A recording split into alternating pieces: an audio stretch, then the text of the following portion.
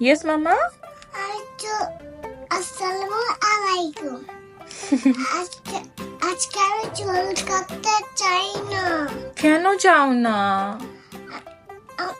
আমার চুল বড় না।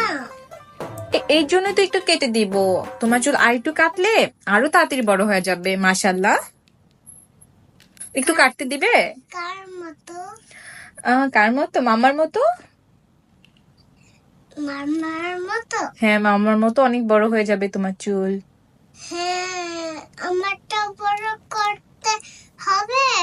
হ্যাঁ তো। কেন? আচ্ছা, বড় করতে চাও না, তাই কেটে দিই চুল তাহলে। হ্যাঁ, না, তো কি করব? তাহলে আমার চুলে ব্যথা পাবো। না, চুল কাটলে ব্যথা পাওয়া যায় না বাবা। এবার ঈদে তোমার চুলগুলো একটু ছোট করে দিব, ঠিক আছে? না, বড় করে